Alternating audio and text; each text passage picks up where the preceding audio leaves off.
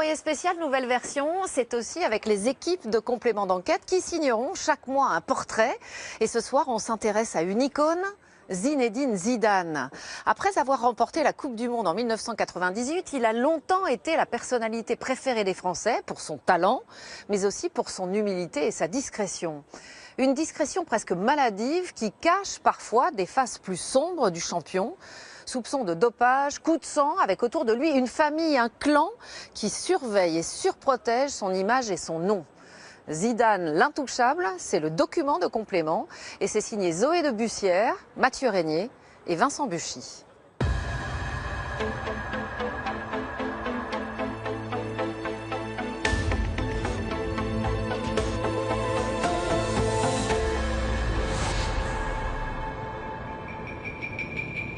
Tout au bout du tunnel, la lumière, le Graal, la terre promise. Si le football est votre religion, alors vous aussi vous avez toujours voulu y pénétrer. Mais rien n'est moins simple. Grillage, garde, caméra. Ce site plus protégé que le palais du roi d'Espagne, c'est le centre d'entraînement du Real Madrid. Bonjour, on est de France 2, on a des accréditations. Ok, mais vous ne pouvez pas rester ici. Vous devez faire demi-tour et faire la queue. Alors, se met en place un ballet bien orchestré. D'abord, faire la queue derrière toute la presse espagnole. Ensuite, attendre bien sagement les instructions.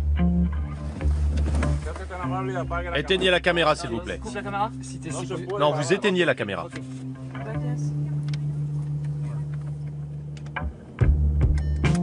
Ici, on l'appelle la Maison Blanche. C'est là que s'entraînent les joueurs du club le plus prestigieux et le plus riche de la planète. Un géant tout-puissant qui pèse 3 milliards d'euros. Quand les journalistes pénètrent dans le bunker, ils renoncent à toute liberté. La presse est parquée dans cette salle, aux rideaux opaques. Les caméras, bien alignées, patientent au garde à vous.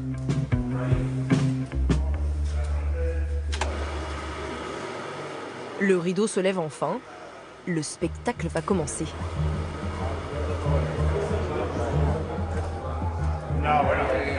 Durant 15 minutes chrono, nous allons filmer un simulacre d'entraînement. Une mise en scène pour la presse. Sur la pelouse, les joueurs les plus chers du monde, 700 millions d'euros, jouent à la baballe. Mais Cristiano Ronaldo ou Karim Benzema ne sont plus les stars du Real. Un vétéran de 44 ans leur a volé la vedette. Leur nouvel entraîneur, Zinedine Zidane. Allez, allez, c'est terminé. C'est la fin de la récré. L'entraîneur star et ses tactiques de jeu sont des secrets industriels. En Espagne, c'est une icône. Zidane, c'est le joueur le plus génial qu'on ait connu. Aucun des footballeurs actuels ne lui arrive à la cheville. Certes, on a Ronaldo qui est Ballon d'Or, qui marque beaucoup de buts, mais même lui, il n'est pas Zidane. Et les gens, ils viennent pour voir Zidane. Les journalistes attendront 1 heure pour voir Zidane. Nous, ça fait des mois. Des mois que l'on réclame une interview, en vain. L'homme est réputé pour son silence.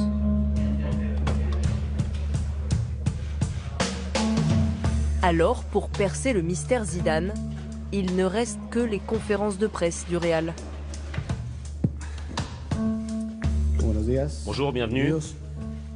Alors vous n'aurez droit qu'à une question par personne. Bonjour, Nachos Valencia pour Sport You. Je voulais vous demander, comment allez-vous? Estoy muy a gusto, gracias, porque además es verdad que me gusta lo que estoy haciendo todos los días. Pendant sa carrière de joueur, Zizou ne s'est livré que très rarement. Quelques interviews relues par ses proches avant publication.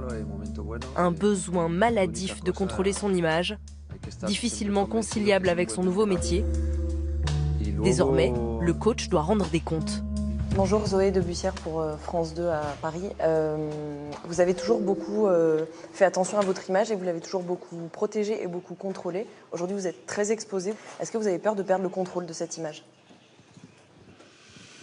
Non, non, parce que ce que je fais, c'est des choses qui sont obligatoires, c'est-à-dire me retrouver ici en conférence de presse, ça fait partie de mon métier. Et pour vous répondre réellement, je fais rien d'autre à part mes conférences de presse. Donc je continue à me protéger et je reste dans ma lignée. Merci. Voilà, merci. Et voilà, c'était l'instant Zidane. C'est pas gagné pour la suite. On va essayer de faire sans lui.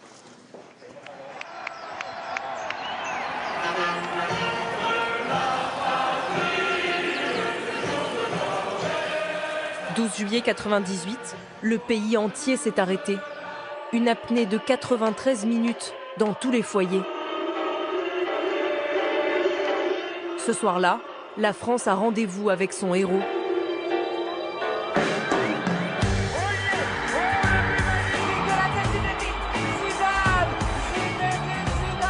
Avec cette tonsure de moine coiffant une tête de génie qui marqua une fois, puis 2,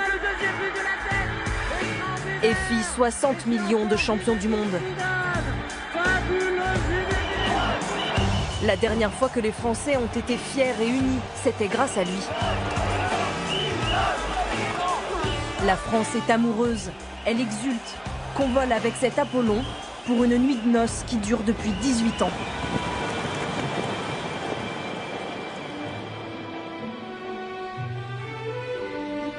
Il faut dire qu'il y a de quoi. Zidane est probablement le meilleur joueur de tous les temps.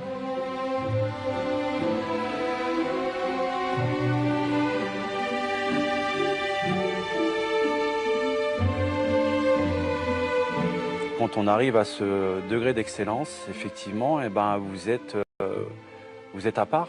Donc ça ne nous a jamais posé de problème à nous, comme à Zizou, hein, parce que tout le monde l'acceptait, parce que c'était naturel. Aujourd'hui encore, il y a des gens qui m'arrêtent dans la rue pour me dire merci. Merci de nous avoir permis de voir jouer Zinedine Zidane au Real. Je me suis rendu compte que Zidane, c'était pas un joueur de foot. C'était pas un sportif. Zidane, c'était une rockstar en fait. Une rockstar qui est adulée, mais c'est vraiment un homme exceptionnel. Quelle est la vraie vie de ce demi-dieu qui ne peut plus faire un pas dans la rue sans déclencher une émeute? Tout ce que vous faites, ça va être dit, ça va être décrit. Même si tu sors avec tes enfants et ta femme pour ne serait-ce qu'aller manger, tu vas peut-être signer 500 autographes. Il est plus connu qu'au Coca-Cola, je crois. C'est vrai, hein? Aujourd'hui, le minot des cités de Marseille pèse au moins 100 millions d'euros.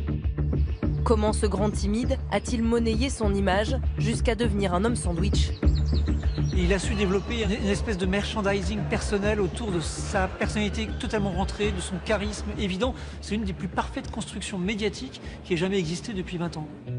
Nous allons vous raconter ces zones d'ombre, les méthodes douteuses de son clan pour protéger sa légende. Et Zidane, quelqu'un de très très rancunier, qui n'oublie jamais l'affront. Zidane, dans le foot, c'est l'équivalent du président de la République, hein, donc les gens ont peur. Enquête sur les soupçons de dopage à l'époque de la Coupe du Monde 98 et de la Juventus de Turin. On se demandait tous, mais comment se fait-il qu'ils aient le cou aussi large? Les cuisses aussi épaisses, tout à coup. C'était très impressionnant de voir ces sportifs sains se faire des perfusions et prendre une quantité astronomique de médicaments. Si vous deviez qualifier juste d'un mot Zinedine Zidane, vous choisiriez lequel? Génie. Un génie. Le joueur ou l'homme, vous parlez? Alors le joueur d'abord. Le joueur, un génie. L'homme, controversé. Voici l'histoire d'un homme que le monde entier croit connaître, que chaque Français porte dans son cœur, mais dont on ignore presque tout. Voici l'histoire du vrai Zidane, celle qu'on ne vous raconte jamais.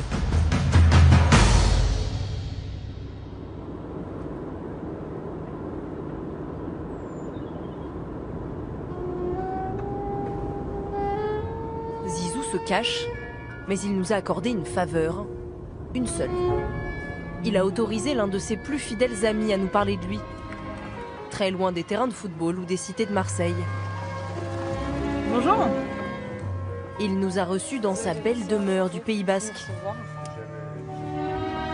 Franck Ribou est l'ancien PDG de Danone. L'héritier millionnaire et le footballeur ont une relation fusionnelle. Pour les beaux yeux de Zizou, Ribou a accepté de nous en parler. C'est intimiste, ma relation avec Zizou. Vous le faites parce qu'il vous a dit c'est bon. Il m'a dit, ouais, non, c'est bien. Oh, Francky, vas-y, c'est bien. Et pourquoi lui, il veut pas nous répondre? Ah, j'en sais rien, ça. Vous débrouillez avec lui. Mais vous vous rendez compte que c'est plus compliqué d'avoir le numéro de portable de Zidane que celui du président de la République? Oui, surtout que de mémoire, il change souvent. Non, moi, je l'ai. Ils se sont rencontrés à la toute fin des années 90. Zidane était déjà champion du monde. Franck Ribou était encore champion du yaourt. Ensemble, ils ont fait de nombreux voyages, consignés dans ses albums photos. Moi, le sourire de Zizou, c'est quelque chose de... C'est mieux qu'un tableau de Léonard de Vinci. Voilà. Voilà la photo que je trouve la plus fantastique. Zizou a joué pendant une demi-heure avec ses enfants. Et là, vous le voyez complètement félin. Il faisait 38 degrés et 90% d'humidité. Franck Ribou voue à son ami une admiration sans borne. Il est l'un des rares à avoir accès au vrai Zizou. Je pense qu'il est assez mal connu et drôle. Très drôle. Et pas du tout le pseudo-taiseux dont tout le monde parle. Puis quelque chose dont on parle rarement, qu'on commence à découvrir, mais un charisme. Vous le posez à un endroit, ça rayonne. Mais comme je vous l'ai dit, je suis absolument pas objectif. Pour comprendre les pouvoirs des super-héros, il faut revenir à la source.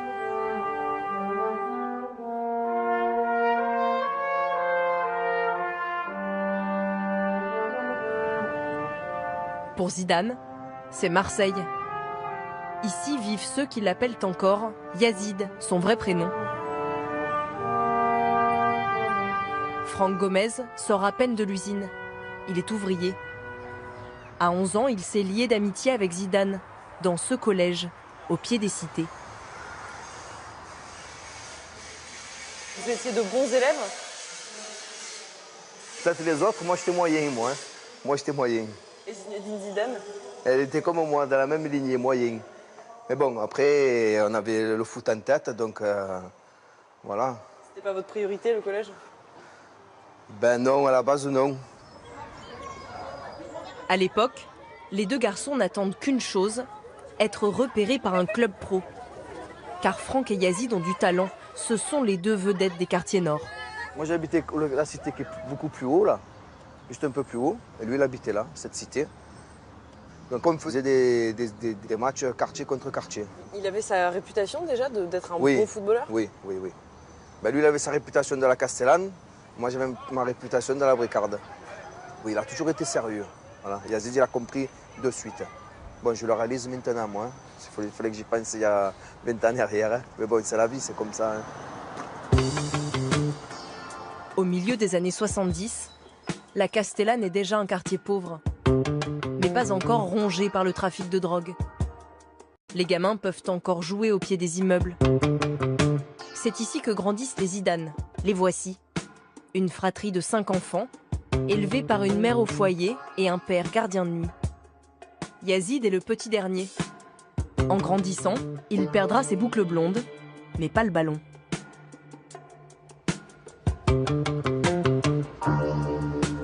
Ils vivent alors dans cet immeuble au premier étage. Aujourd'hui, il est muré. Bientôt, il sera détruit. Il lui suffisait de descendre l'escalier pour s'entraîner. Ses voisins, Larbi et Kamel, se souviennent de ces parties de foot à l'étroit, entre les murs. Alors ce qu'on faisait, c'était un but là-bas et un but à l'opposé en diagonale. Donc 6 contre 6 sur 30 mètres carrés. Pour éliminer un joueur, il fallait avoir la maîtrise. Et donc quand on ne l'avait pas, ben, on apprenait, on répétait. Et c'est sûr qu'après, quand il est sur un grand terrain, ben, c'est plus facile. Oui, donc en fait, vous avez appris la technique la plus difficile quasiment ici. Ben, on appelle ça plus ou moins la technique de rue ou la technique de quartier. Alors quand on venait là, il y avait même le père Zidane qui nous criait dessus des fois. Il nous jetait des seaux d'eau par la fenêtre. Il nous jetait des seaux d'eau pour quand on vienne jouer. Ah, je me souviens de ça. Inépuisable, presque obsédé. Yazid perfectionne sa fameuse roulette et ses passements de jambes. À 14 ans, alors qu'il joue dans un petit club de quartier, il est repéré par l'AS Cannes qui lui propose d'intégrer son centre de formation. L'adolescent tient la chance de sa vie. Mais ses parents hésitent. Cannes, c'est si loin de Marseille. Pas question de laisser leur petit quitter le Nice en surveillance. Ils trouvent alors une solution. Yazid est placé dans une famille d'accueil. Les Elino. D'habitude très discrets, Jean-Claude et Nicole ont accepté de nous raconter l'adolescent sensible qu'ils ont hébergé. Depuis, ils sont sa deuxième famille. Qu'est-ce qu'il était venu faire ce jour-là Je vais rendre une petite visite. Il vient encore souvent vous voir? Je crois qu'il a de moins en moins le temps, le pauvre. Mais il correspond de temps en temps, c'est gentil. Il ne nous a pas oubliés. J'ai d'autres souvenirs. Partout chez les Elino, des reliques de Zizou. Et voilà le souvenir que j'ai. La soirée du mariage. Il n'y a pas beaucoup qui l'ont, je crois, même pas. Yazid a vécu chez eux plus d'1 an, gratuitement. Tous les matins, Jean-Claude l'amenait au centre d'entraînement. Tous les soirs, Nicole lui faisait à manger, le considérant comme l'un de ses fils. En guise de chambre, un canapé-lit dans ce coin du salon familial. Poli, réservé, le jeune garçon ne fait pas de vagues, mais sa famille lui manque. Paraît-il que tous les soirs, il pleurait. Alors ça, on l'a su qu'après. Mais je me suis jamais rendu compte qu'il était triste au point de... Donc c'était le soir quand il était seul. Il appelait ses parents probablement. Et il avait du mal. Ça lui manquait automatiquement la famille. Voilà. Zidane travaille comme un acharné, pour 800 francs par mois. À 17 ans, il joue déjà en première division et à 19, il marque son premier but contre Nantes. Le grand public découvre Zidane. Les autres clubs aussi. La première fois que j'ai entendu parler de Zinedine Zidane, je regardais une émission, c'était peut-être Stade 2, et je vois un extrait d'un match entre Cannes et je ne sais plus qui, et il y a un joueur en 30 secondes de l'extrait qui crève l'écran. Donc j'ai eu l'occasion d'être sur la côte, d'aller le voir, enfin d'aller voir l'équipe de Cannes, et je lui ai dit, je veux bien vous l'acheter, mais j'ai que 3 millions de francs. Et on a traité à 3,5 millions de francs.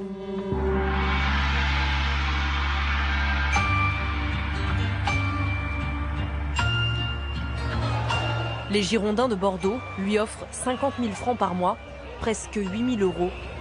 C'est 60 fois plus qu'à ses débuts à Cannes. Désormais, c'est autour de lui que le jeu se construit.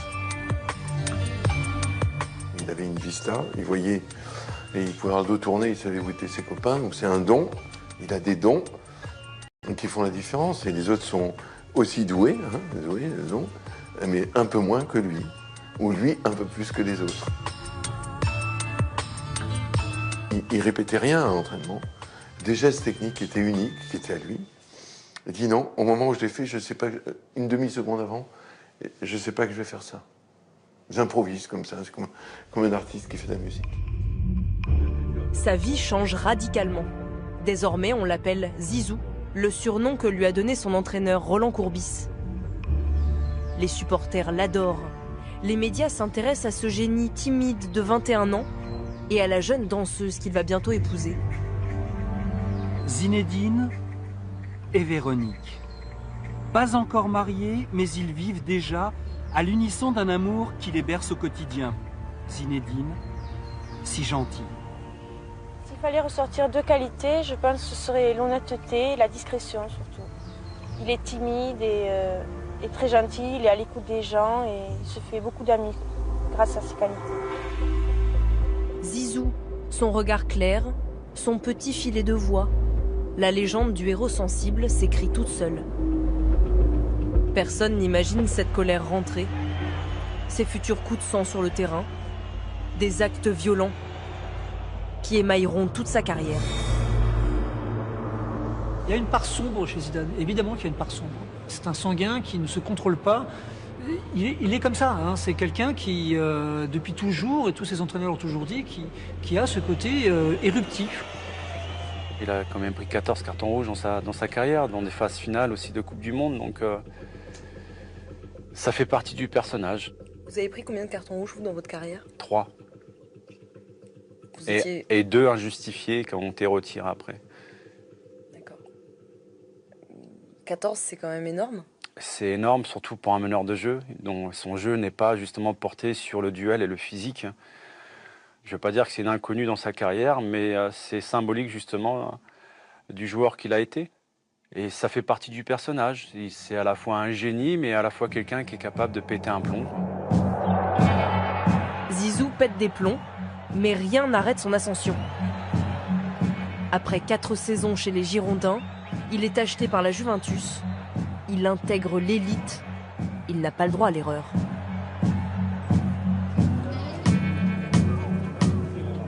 Le dimanche, on dit que les Italiens vont à la messe. Les Turinois, eux, vont aussi au stade. La Juventus, c'est 14 millions de tifosi officiels en Italie, plus de 40 millions dans le monde.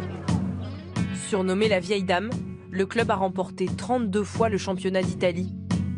Pour les joueurs, perdre un match a longtemps été puni d'isolement, quelques jours loin de leur famille. La Juventus est fascinante. C'est bien plus qu'une équipe de foot. Le poids de son maillot conditionne le joueur. Il le transforme, l'améliore. On dit qu'un bon joueur devient meilleur à la Juventus et que les meilleurs deviennent carrément des champions. Le dernier Français devenu champion entre les mains de la Juve, c'est Platini. À l'arrivée de Zidane, il lui donne un conseil avisé, un coup de pression.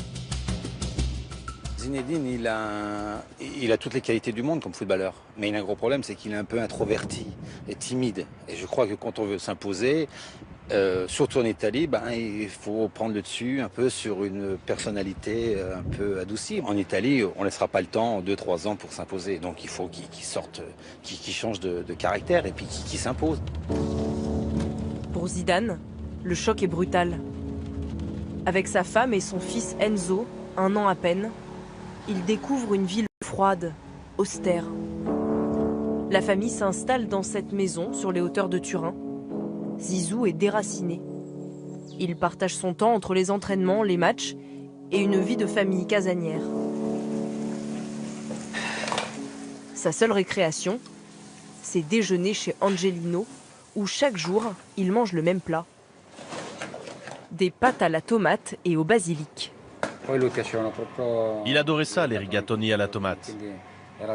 Alors on a fini par les surnommer les pâtes à la Zizou. Angelino, un repère de tifosi et de joueurs de la Juventus. Ici, Zidane vient chercher du réconfort, car physiquement, il est épuisé. À l'époque, ils avaient un préparateur physique qui les mettait vraiment sous pression. Giampiero Ventrone, il est sur cette photo. Il les essorait complètement. On le surnommait le Marine. Il les faisait travailler dur, mais les résultats étaient très bons.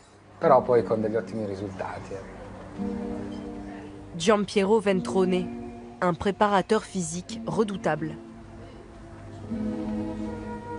Nous avons retrouvé l'élégant quinquagénaire. À l'époque, la Juve le recrute car elle traverse une crise sans précédent, 10 ans sans rien gagner. Pour sauver le club, il a carte blanche, alors il applique une méthode martiale qui aujourd'hui ferait frémir n'importe quel joueur. Une journée classique, c'était comme ça. 8h30, salle de musculation. On faisait un travail de compensation, des exercices pour équilibrer certaines parties de leur corps. Ensuite, entraînement de foot avec leur coach, Marcelo Lippi, pendant 2h30. À 20h, dîner, à 20h30, exercice de maintien, et à 22h30, ils allaient au lit avec de l'électrostimulation.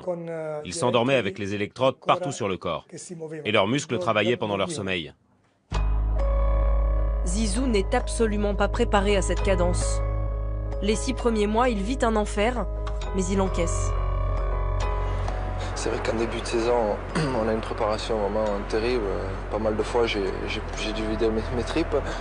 Seulement, je crois que pour un footballeur, vivre ces moments-là, c'est fabuleux. Il vomissait. Mais c'était pas le seul. Di Livio, même Didier Deschamps, ils vomissaient aussi. Ils étaient épuisés. C'est parce que je les poussais jusqu'à leurs limites. Et comme ça, je travaillais aussi sur leur mental.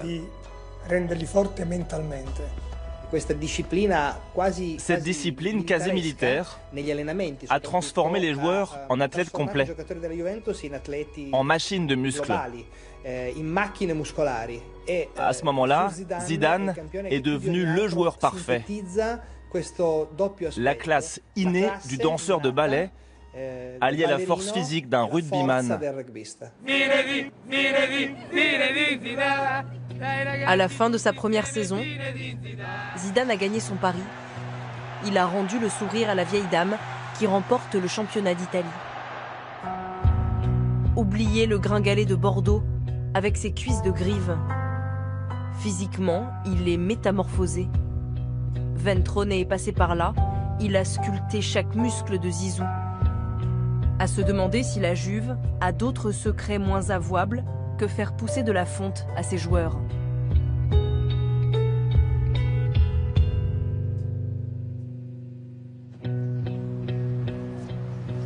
À l'autre bout des Alpes, loin de la machine de guerre Juventus, la petite équipe de Lugano en Suisse.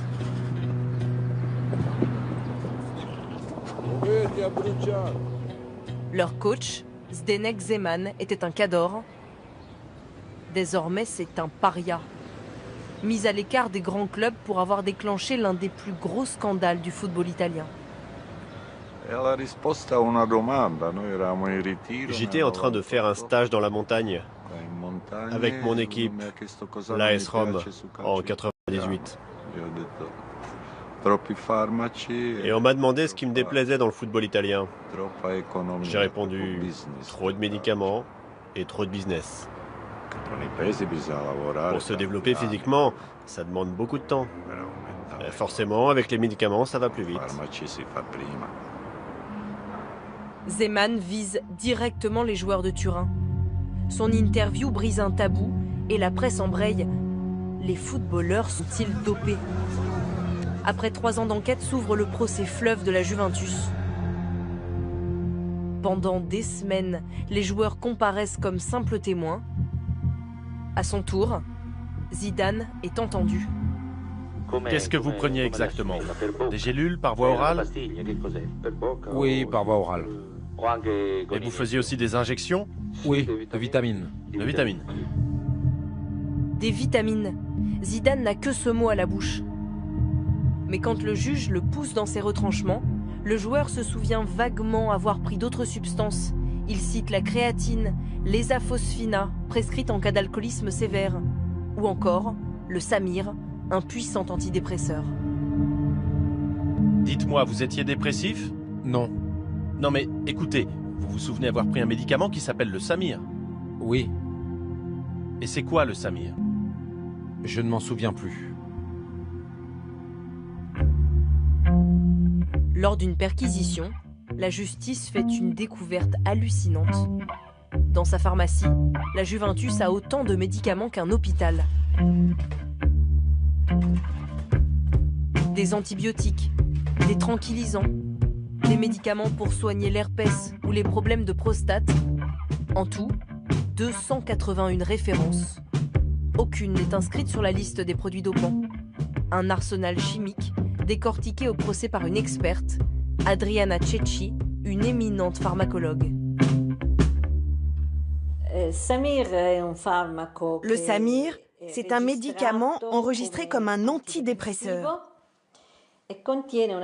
Mais il contient une substance qui s'appelle l'adéméthionine.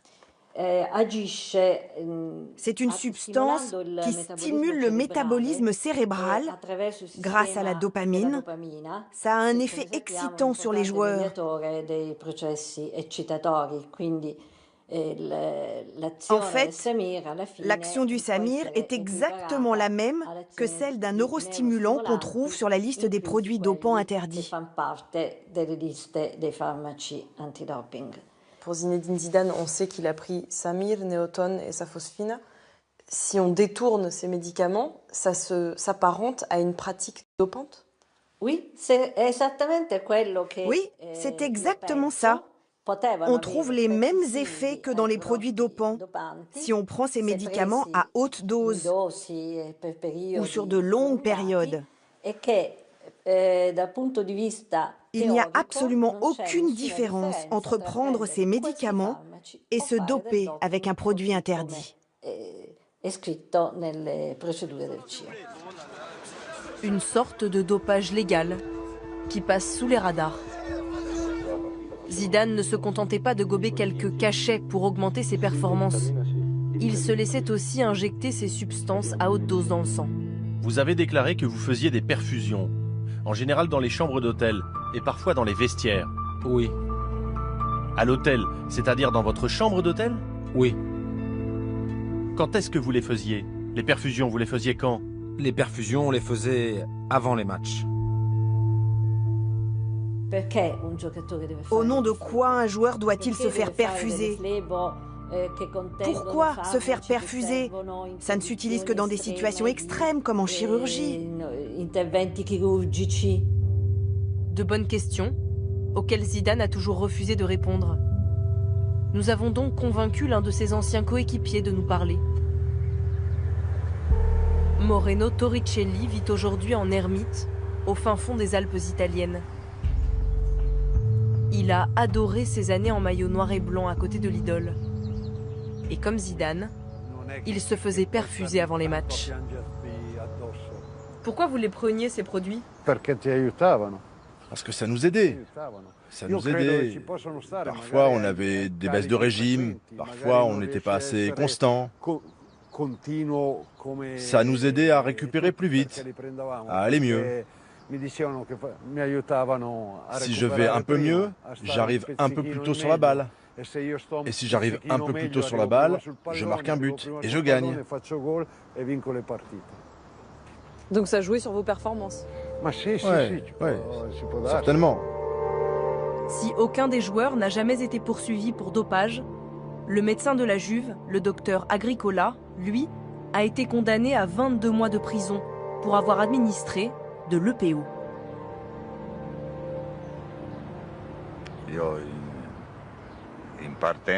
Au début, je parlais surtout d'abus de médicaments. Mais ensuite, on a entendu parler d'EPO et de stéroïdes. Attention, il n'y avait pas que la Juventus. Le problème était général. Toutes les équipes italiennes étaient touchées. Mais c'est qu'il va nous gâcher la fête, ce Zeman. Ils étaient combien, nos Bleus, à jouer dans des clubs italiens quand ils ont disputé la Coupe du Monde 98? On a fait le calcul, 7. Un tiers de l'équipe, dont les plus grosses pointures. Didier Deschamps, Lilian Thuram, Marcel Desailly, Youri Djorkaeff et bien sûr, Zizou. On ne saura jamais si les Bleus étaient dopés à l'EPO, comme l'utilisait la Juventus. À l'époque, impossible de la détecter dans les tests urinaires. Et depuis, tous les échantillons de 98 ont été détruits. On ne le saura jamais. Mais en même temps, a-t-on vraiment cherché à le savoir? En 98, la lutte antidopage est une priorité affichée de la nouvelle ministre des Sports, mais ses moyens sont très limités. Nous sommes tout au début. Les fédérations internationales ont tout pouvoir à l'époque. L'Agence mondiale contre le dopage n'a pas vu le jour. Donc, on dispose de quoi? On dispose de la possibilité de demander aux médecins régionaux de déclencher des contrôles inopinés. Est-ce que vous pouvez nous parler du contrôle antidopage de Tignes? Là, ça a été une belle tornade quand même qu'on s'est pris le ministère d'avoir diligenté ce contrôle. Bon. Décembre 97, à Tignes. 6 mois avant la Coupe du Monde, Aimé Jacquet a rassemblé ses Bleus pour un stage en montagne. Au programme, ski de fond, autographe et grand bol d'air pur. Mais aussi du bon temps en famille, dans un bel hôtel. Les Bleus ont le sourire, jusqu'à ce qu'un médecin frappe à la porte pour un contrôle surprise. Scandale. Les joueurs ont l'impression d'être suspectés, on les a agressés. Qu'est-ce que ça veut dire?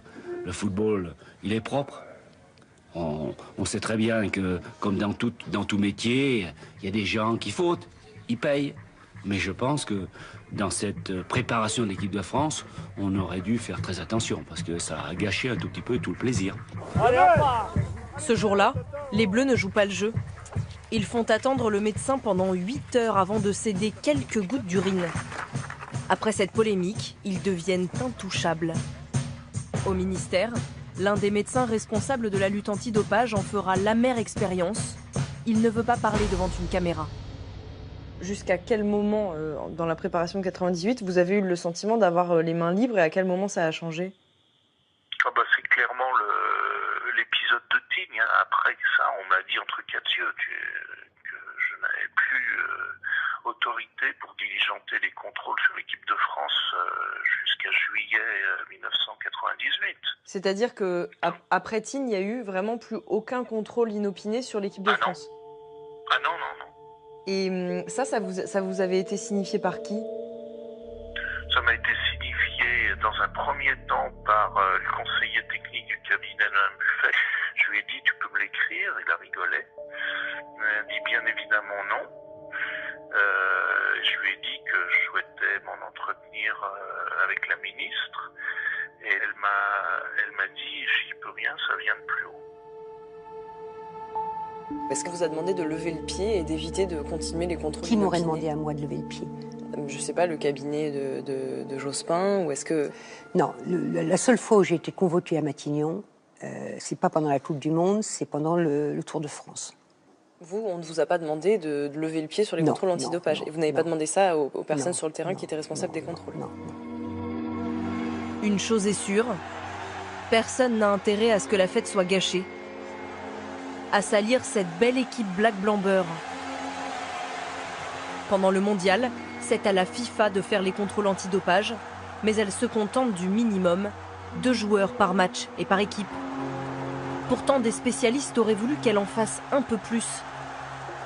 Car certains gestes étaient très suspects, comme ce vilain coup de crampon. On sait que, notamment les anabolisants et plein d'autres substances stimulantes peuvent donner ce genre de comportement irrationnel et puis involontaire. Voilà, ils sont pris d'un accès de violence qu'ils ne contrôlent pas. Est-ce que vous avez souhaité qu'ils soient contrôlés à ce moment-là? Oui. J'étais à côté du directeur de la compétition de la FIFA. J'étais debout à côté de lui sur la touche. Donc on a vu l'acte devant nos yeux, l'un et l'autre. Bon, carton rouge de l'arbitre. Je lui ai dit, je suis tout à fait favorable à un contrôle antidopage ciblé par rapport à l'action qu'on vient de voir. Il m'a dit, j'en prends acte, mais il n'y en a pas eu. Zidane ne sera jamais contrôlé positif. En 98, ses coéquipiers non plus. La fin de l'histoire, tout le monde la connaît. Il offre à son équipe la victoire et à la France son plus grand moment de bonheur depuis la libération. Le pays est à ses pieds. Il réalise alors ce qu'il représente, ce qu'il vaut. Très rapidement, il comprend qu'en fait, il dégage quelque chose. Il comprend qu'en fait, d'abord, c'est un très bel homme. c'est un très bel arabe, on peut dire ça, parce que c'est l'arabe avec les yeux clairs, il a le nom, et donc la France avait besoin de se réconcilier aussi avec sa population d'origine immigrée. Et donc Zidane représentait le parfait mélange. Et les marques s'intéressent à lui très très rapidement, comprennent que c'est vraiment, c'est le James Dean du foot. Et Zidane le comprend. Et donc dès 98, il est champion du monde, il dépose son nom.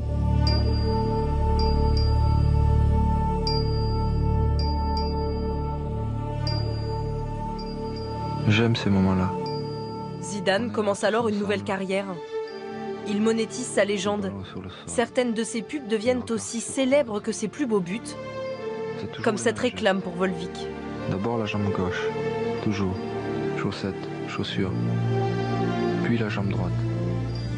Au minéral, hard discount ou luxe à la française, il devient homme sandwich, quitte à faire le grand écart. Il n'y a aucun joueur de football qui a été associé à autant de marques.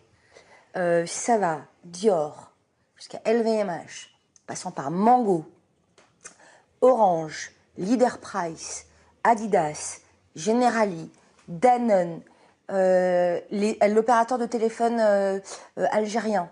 Il y a au moins une vingtaine de grandes marques qui ont signé un jour ou un autre avec Zidane. Il n'y a pas d'équivalent. Une vingtaine de marques, dont certaines lui offrent jusqu'à 2 millions d'euros par an. Celle qui lui rapportera le plus d'argent, c'est Adidas. Une histoire qui dure depuis 20 ans. Dans le sud de l'Allemagne, le siège de la marque. 42 000 employés dans le monde, 4 500 ici à Nuremberg. Le site est une ville en soi, dédiée à étendre le règne des 3 bandes sur le sport mondial. C'est Kyle, un chargé de communication, qui nous accueille et rien ne lui échappe. Bonjour Zoé. Vous êtes Julie et vous devez être Mathieu. Et Mathieu, notre caméraman, a un petit problème. Voilà vos chaussures. Ne filmez pas ça. Il n'était pas au courant des règles très strictes de la maison Adidas. Il est venu avec ses virgules aux pieds et a vite été prié de changer de chaussures. Pour développer l'empire fondé par Adolf Dassler en 1949, la marque a besoin de têtes d'affiche. Beckham, Messi, Pogba, c'est ici qu'elle les chouchoute. Les athlètes viennent ici, ils se font habiller, on les teste, on prend un scan 3D de leur corps et en 4 heures, on leur fait des chaussures sur mesure. C'est super, parce que pendant ce temps-là, ils font de la presse, des shootings photos et ils repartent avec des chaussures qu'ils porteront pour Wimbledon ou la prochaine Coupe du Monde. Dans une pièce à basse température, interdite au public et à toute caméra jusqu'ici, Adidas garde les reliques de ses champions. Sur ce chariot, les souvenirs de 20 ans d'amour avec Zidane. C'est parmi les objets les plus impressionnants des archives, en tout cas pour moi qui suis fan de foot. Ces chaussures-là datent de 2006. Il les portait pour la Coupe du Monde en Allemagne. Elles ont été fabriquées d'après le moule de son pied. Personne à part lui ne pouvait les porter. Avec une paire de gants, Kyle nous montre aussi les ballons que Zizou a frappés. Ou ce maillot datant de 98, signé par toute l'équipe de France. Nostalgie d'une période où les Bleus n'avaient pas encore signé chez le concurrent Nike.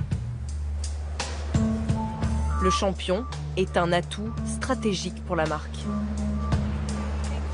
Bonjour, bienvenue. Merci beaucoup. Merci. Je m'installe. Allez-y. Jocelyn Robiot est l'un des pontes d'Adidas. C'est lui qui gère le dossier Zidane. Il va nous raconter les coulisses d'un coup de poker. Alors, est-ce que vous pouvez nous parler de ce moment? Ah oui, je peux en parler, oui. Je peux en parler parce que moi j'étais là. Rappelez-vous, 98, 1,5 million de personnes sur les champs. Et sur l'Arc de Triomphe, ce slogan « Zidane président », ce qui fait désormais partie de l'histoire de France, n'était en fait qu'un coup monté par Adidas. Alors, est-ce que vous pouvez nous raconter comment ces images ont été projetées sur l'Arc de Triomphe? Elles ont été projetées depuis un toit sur les Champs-Élysées avec un laser. Qui prend la décision d'écrire ça? C'est les gens d'Adidas qui prennent la décision de le faire. Et donc, est-ce que vous avez contribué aussi à fabriquer cette image d'icône qu'il a? Alors, je sais pas si je dirais qu'on a contribué à le fabriquer, mais en tout cas, on a probablement contribué à la développer, la rendre plus internationale et, on va dire, accélérer un petit peu le développement de son image. Voilà, c'est ce que je pense. Mais intrinsèquement, c'est lui qui a fait le boulot. Depuis 20 ans, les Predator, les chaussures de Zizou, se vendent comme des petits pains. Elles coûtent entre 100 et 200 € la paire. Il s'en est écoulé des dizaines de millions. Zidane vaut de l'or. Alors sa rémunération est taboue. Pas question de se le faire piquer par la concurrence. Alors la presse économique et sportive a toujours dit Zinedine Zidane avec Adidas, c'est entre 1 et 2 millions d'euros par an. C'est vrai, c'est pas vrai, c'est plus, c'est moins? Vous êtes journaliste, je sais pas. Non, franchement, je pense pas que je puisse commenter là-dessus. C'est pas très important, ça a été plus, ça a été moins. Voilà. Et là aujourd'hui, c'est plutôt plus ou plutôt moins? J'en sais rien. Un grand sourire, une petite gêne. La fortune de Zidane est difficile à estimer. Il aurait gagné 50 millions d'euros de salaire et au moins la même somme en contrat publicitaire. 100 millions d'euros minimum, qui ont fait des petits. En bon père de famille, il a investi dans des placements sûrs, la pierre et les maisons de retraite. Son dernier projet, le Z5. Un complexe sportif. Il inaugure le premier à Aix en 2011. Depuis, 3 autres sont sortis de terre. Moi, je ne fais pas ça pour gagner de l'argent. C'est un projet que j'avais envie de faire depuis de nombreuses années. On fait ça en famille, entre amis. Et c'est de retrouver le plaisir d'avoir une surface où on peut aller jouer avec des copains. Il a investi 8,5 millions d'euros dans ce cube de béton, tout à son image. Là, vous retrouvez, je dirais, la sobriété et le caractère de Zinedine. C'est-à-dire ce bâtiment qui paraît, comme vous disiez, austère un peu au premier abord, mais qui est rempli de lumière. Robert Sicci est l'un des associés de Zidane dans ce projet. Le concept, 7 mini-terrains de football synthétique, loués 80 € de l'heure, pour des matchs à 5 contre 5. Le champion l'a chargé de gérer le Z5. Une lourde tâche, car ici c'est à la fois la vitrine de Zizou et le trésor de ses frères et sœurs. Vous êtes le seul associé qui ne porte pas le nom de famille Zidane. Je suis le seul. Alors de temps en temps, Zizou me le dit, tu sais que tu es le seul associé au monde. Donc à la fois c'est valorisant, mais à la fois ça veut dire, bon, tu connais la conduite que tu dois avoir. Il y a de la pression? Pardon? Il y a un peu de pression? Non, c'est pas de la pression. Non, c'est autre chose. Respecter, ça veut dire quoi en fait? Ça veut dire, tu as la confiance de la famille, il faut que tu saches ce que ça veut dire.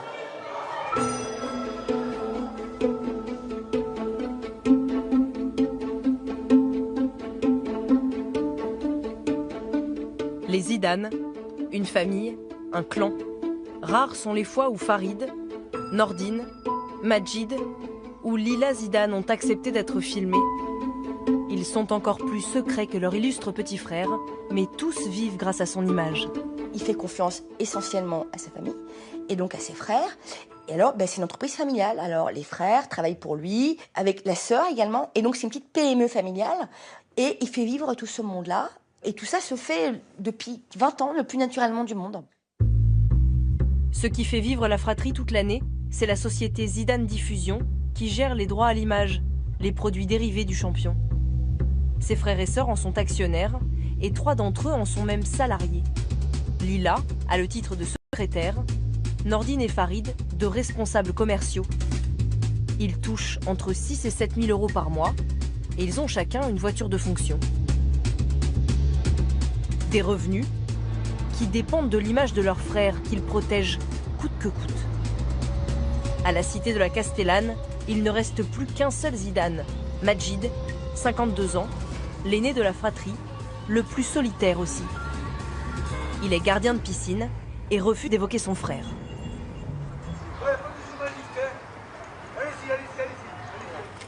parler de mon frère, j'ai envie de parler de Duguay, voilà. J'ai pas envie de parler. On fait un portrait de lui depuis longtemps dans le Je quartier. m'en fous. Vous voulez pas du tout nous parler de lui? J'ai pas envie de parler. Bon. J'ai pas envie de parler. Vous changerez pas d'avis? Non, pas du tout, non. Vous en avez trop vu ou pourquoi vous voulez pas? J'ai trop vu et j'ai vu voir des journalistes. Mais même si on fait quelque... Pas de vous, je parle de certains journalistes, voilà. Les Zidane aiment la discrétion. Aucun d'entre eux n'a accepté d'interview, mais le clan s'intéresse de très près à notre documentaire. Nordine a fait appeler l'un de ses amis avec une étonnante requête. C'était de savoir s'il y avait une possibilité de visionner avant la diffusion, vu que ça concerne son frère. C'était surtout pour ça. C'est des habitudes qu'ils ont de demander ça quand il y a des reportages qui concernent Zinedine.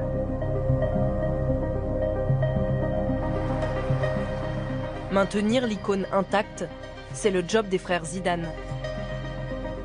En 2002, le journaliste du Monde Gérard Davet signe une interview du champion qui lui vaudra les foudres de la PME familiale. À l'époque, il était à Madrid, c'était déjà une sorte de demi-dieu, et il m'avait déclaré, entre différentes phrases, qu'il avait arrêté de prendre de la créatine. Et donc, nous avons titré là-dessus, et ça avait donc déclenché ensuite une espèce de folie médiatique, en particulier du côté de chez Zidane. Et je me rappelle que j'étais en train de déjeuner avec un collègue et que je reçois un coup de fil sur mon portable et au téléphone c'est « Oui, bonjour, c'est monsieur Zidane à l'appareil ». Je dis « Oui, bonjour ». Et là, il me tutoie et il me dit « T'es content de toi? T'as vu ce que t'as fait? T'es content? T'as abîmé mon image ?» Et il me passe son frère, ce qui me présente comme son frère, qui lui m'insulte et me dit « Ne mets pas les pieds à Marseille, tu comprendras ce qui se passera ensuite, etc. etc. » Celui qui suit l'équipe de France pour le journal Le Monde aura même du mal à travailler par la suite. Il m'a pris à partie une fois directement à Clairefontaine, au centre du football français, en me disant « Pourquoi tu m'en veux? Parce que je suis beau, je suis riche, je suis célèbre, c'est ça, t'es jaloux, etc. » Avec ses amis journalistes qui rigolaient derrière. Et puis ensuite, une autre fois, je me rappelle que j'étais en train d'interviewer le docteur, le médecin des Bleus, et que Zidane passe par là et qui dit au médecin des Bleus, lui, tu lui parles pas, tu surveilles ce que tu vas dire parce que ça va être déformé, etc. etc. De Zidane, difficile de raconter autre chose qu'un conte de fées, même lorsque le roi tombe tout seul de son trône. Le 9 juillet 2006, 2 milliards de téléspectateurs s'apprêtent à lui dire adieu. C'est son dernier match, c'est une finale de Coupe du Monde. Et il commet l'irréparable. Oh Zinedine, oh non pas ça, pas aujourd'hui, pas maintenant, pas après tout ce que tu as fait. Ce soir-là, il devait partir en beauté, faire gagner la France une dernière fois. Au lieu de ça, il l'a fait pleurer. Mais les rares qui oseront le lui reprocher le regretteront éternellement. Le lendemain, en une de l'équipe, dans son édito, le directeur des rédactions s'adresse directement au capitaine des Bleus, tout juste retraité. Zinedine, savez-vous que le plus difficile ce matin n'est pas d'essayer de comprendre pourquoi les Bleus, vos Bleus, ont perdu hier soir une finale de Coupe du Monde à leur portée, mais d'expliquer à des dizaines de millions d'enfants à travers le monde comment vous avez pu vous laisser aller à asséner ce coup de tête à Marco Materazzi à 10 minutes de la fin de la prolongation. Le journaliste remet en cause son statut d'exemple pour les enfants, à commencer par les siens. Je vous imagine très malheureux ce matin. Je suis certain que vous avez pensé qu'il va falloir aussi expliquer ce coup de tête à vos 4 garçons pour qui vous êtes tant. C'était votre dernière image de footballeur, Zinedine. Comment cela a-t-il pu arriver à l'homme que vous êtes? Le journal se vend à 1 million d'exemplaires. En quelques lignes de sincérité, Claude Droussan vient de commettre un crime de lèse-majesté. Il s'en rend compte très vite. Tout seul, déjà, dans mon périple de retour, j'ai la conviction qu'il faut que ces mots sur son rôle de père et ses enfants étaient trop et je ne suis pas du tout à l'aise avec ça. J'ai compris que j'avais commis une erreur en employant ces mots, en ayant cette référence. Et la seule manière la bonne manière de faire, je pense que c'était de s'en excuser le lendemain. En arrière-toute, le patron de la rédaction signe un nouvel édito. Dans son texte, il demande pardon à Zidane pour ses mots de la veille. Ces mots n'avaient rien à faire là. S'ils vous ont blessé, je m'en excuse. Du jamais vu à l'équipe. Claude Droussant jure qu'il n'a subi aucune pression. Ce n'est pas ce que dit David Garcia, fin connaisseur du journal. Comment voulez-vous qu'un directeur de la rédaction mange à ce point son chapeau du jour au lendemain? C'est que forcément, il y a des pressions. Moi, je ne jette pas la pierre à Claude Droussant, ça n'a pas dû être facile pour lui. Il a écrit ce premier éditorial lucide et assez courageux. Il en a fait un autre pour s'excuser. Je ne juge pas. Mais ce qui est certain, et je l'affirme, je le confirme, c'est qu'il a reculé sous la pression, en particulier des frères de Zidane, sous la pression du sponsor, sous la pression de Danone et sous la pression de la direction de l'équipe. Derrière cette reculade, beaucoup ont vu la patte du sponsor de Zidane, Danone, et ses millions d'euros de publicité qui font vivre la presse. Nous avons posé la question au fidèle ami du footballeur, Franck Ribou, le PDG du groupe à l'époque. On a beaucoup dit que vous étiez intervenu entre ce premier et ce deuxième édito. Je ne connais pas Claude Droussant. Que vous étiez intervenu auprès de l'équipe. Moi? Ah mais oui, parce qu'on était annonceurs, etc. Mais jamais de la vie. Mais jamais de la vie, de nouveau. Vous n'avez appelé ni Monsieur Chenu, ni personne de l'équipe. C'était déjà Christophe qui était patron de l'équipe, là? Vous êtes sûr? Non. Christophe, j'ai dû en parler avec lui, oui. Bah oui, moi j'ai défendu mon copain. Mon copain. Voilà, point. Franck Ribou était très ami avec Christophe Chenu, le directeur général de l'époque. Et le jour où l'équipe présente ses excuses, devinez quoi? On trouve également une pleine page de pub de Danone à la gloire de Zidane, avec lui, un enfant. À aucun moment, vous ne dites faites un édito plus gentil, sinon cette pub ne passe pas. Vous rigolez, non? Et je pose la question parce que tout le monde se la pose. Non, les journalistes se la posent. Non. Et si j'avais dû couper la pub, chaque fois qu'un journal ou une télévision écrit des trucs, vous fait des reportages complètement que je ne qualifierais pas, vous seriez même pas là, hein. Aujourd'hui, tiens, pour le coup. Jamais Zidane n'a émis le moindre regret. De toute façon, la France lui a tout de suite pardonné. Dès le lendemain du coup de tête, le président Chirac l'absout de son péché. Pas la moindre allusion au dérapage, seulement de sincères louanges. Cher Zinedine Zidane, ce que je veux vous dire, c'est l'admiration et c'est l'affection de la nation tout entière, son respect aussi. Mais l'affection et l'admiration. Les polémiques glissent sur Zidane les unes après les autres.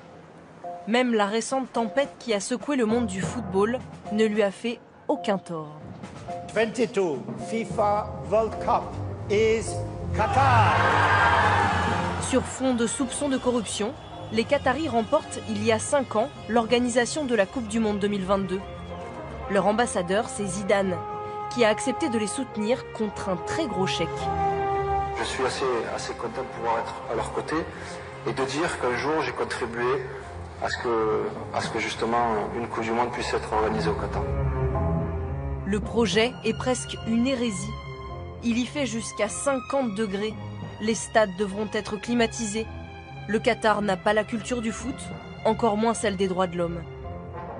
Chaleur intenable, conditions de vie déplorables. Chaque année, des centaines de travailleurs immigrés meurent sur les chantiers qataris. Zidane a choisi de soutenir ce pays, lui qui d'habitude ne s'engage jamais. C'est un homme totalement apolitique. On ne saura jamais rien sur rien. Il peut y avoir le feu, il peut y avoir Jean-Marie Le Pen, Marine Le Pen, il peut y avoir qui on veut. Jamais, il y a eu les attentats de Charlie Hebdo, rien. Les attentats du 13 novembre, rien. Mais le Qatar lui fait une proposition, un chèque, et ben il y va. C'est le dernier secret de Zidane. Quel est le montant du chèque? 3 millions d'euros comme il le laisse entendre? 11 millions comme le dit la presse? Ou 40 millions comme l'ont confié certains de ses proches? Combien a-t-il vendu au Qatar le droit d'utiliser sa si belle légende? Peu importe. Désormais, il est sur le trône du Real Madrid, acclamé par 80 000 sujets.